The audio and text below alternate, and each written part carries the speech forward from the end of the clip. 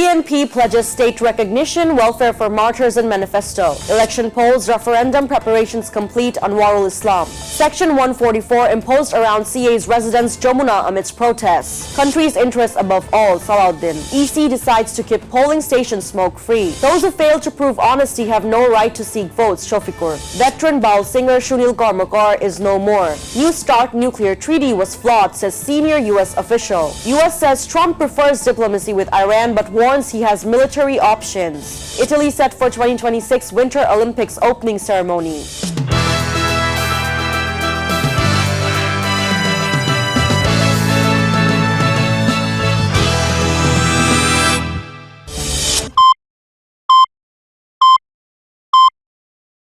Hello viewers, this is SM Sharmin Jahan and you're welcome to Daily Sun. Here are today's top 10 news stories. BNP has pledged to protect Bangladesh's independence, sovereignty and democracy, highlighting the July 2024 uprising as part of this struggle.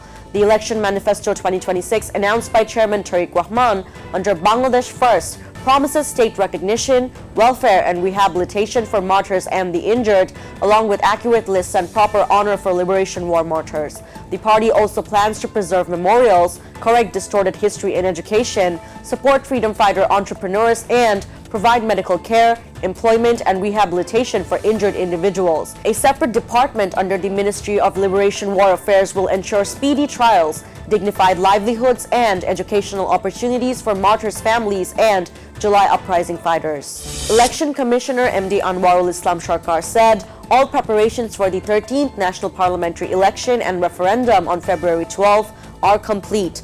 Ballot papers are being delivered to remaining constituencies and the highest ever number of law enforcement personnel has been deployed to ensure peaceful voting. A total of 12.77 crore voters are registered across 300 constituencies with 2,034 candidates from 51 parties contesting. About 800,000 officials and 900,000 security personnel will be on duty. Section 144 has been imposed in the Jamuna area, the chief advisor's official residence, after clashes between police and protesting government employees. The employees had gathered at Central Shahid Minar demanding Gazette publication and speedy implementation of the 9th National Pay Scale and marched towards Jamuna. Police used tear gas, water cannons, and sound grenades to disperse the crowd. Despite initial dispersal, protesters regrouped, causing fresh clashes. DMP Commissioner Sheikh MD Sajjad Ali imposed Section 144 to prevent further disorder and ensure public safety. DNP Standing Committee member and Cox's Bazar 1 candidate Salahuddin Ahmed said the party's main policy is putting Bangladesh's interests first. Speaking at an election rally in Dullah Hazara Union, he said the future government would be formed by BNP and focus on development, democracy, and good governance. He promised a just, non-discriminatory society respecting human dignity, reflecting the dreams of freedom fighters and martyrs. Salahuddin urged voters to support the party symbol, the paddy sheaf, on February 12. Earlier, he joined an election roadshow with the Tea Garden Christian community in Chakaria. The Election Commission EC has decided to make all polling stations smoke-free for the 13th National Parliamentary Election on February 12. A directive signed by Senior Assistant Secretary MD Shahidul Islam confirmed the decision on Friday. The directive bans smoking completely inside polling stations. Authorities have been asked to take necessary measures to ensure full implementation of the rule during the elections. Jamaat-e-Islami Amir Shafiqur Rahman said those who fail to prove their honesty in the past have no moral right to seek votes. Speaking at an election rally in Bhopal, 𝗞𝗲𝘆𝘀𝘀, he pledged a new Bangladesh with zero tolerance for corruption, extortion, and false cases, and promised fair development for all areas, especially the most deprived. He claimed Dhaka 27 lakh crore had been chipponed abroad and promised to recover it for the state treasury. Shafiqur also emphasized justice-based development, addressing river erosion issues, and delivering progress to every household.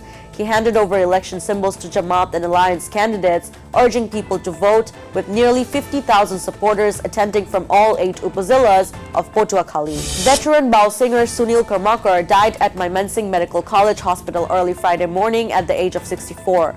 Born in 1959 in Netrokona, he began music at age 7 and became known for his powerful voice, skill on instruments like ektara and dotara, and devotion to folk and spiritual music inspired by Ustad Jalaluddin Khan. 𝗀𝘀𝘀𝘀 composed nearly 200 songs and performed widely, spreading messages of humanism, devotion, and life philosophy. Leaders described him as a custodian of rural Bengal's folk tradition.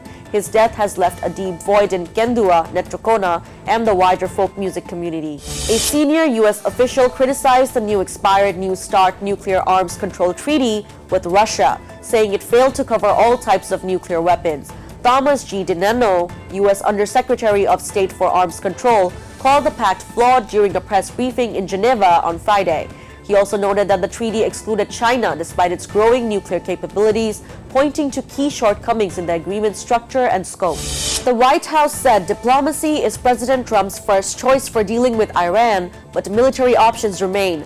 High-level talks are set in Muscat, Oman, amidst U.S. troop buildup in the Middle East. Iran insists the discussions focus on its nuclear program, while the U.S. wants to include missiles, regional influence, and human rights issues. Tensions remain high, with Iran deploying a long-range missile and Trump warning of bad things if no deal is reached. Regional leaders, including Turkey and Gulf states, seek to prevent escalation. China supports Iran's peaceful nuclear rights, while the U.S. and allies press for limits on missile range and proxy activities.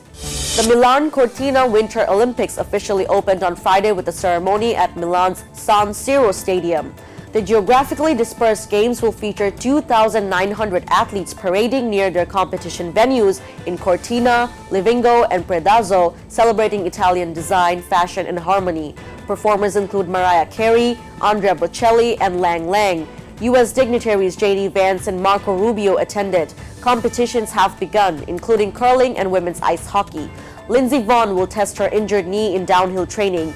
2 cauldrons inspired by Leonardo da Vinci's knot designs will be simultaneously lit in Milan and Cortina. That's all for today. Thank you for staying with us, and you can subscribe to our YouTube channel and follow us on Facebook. Have a great night.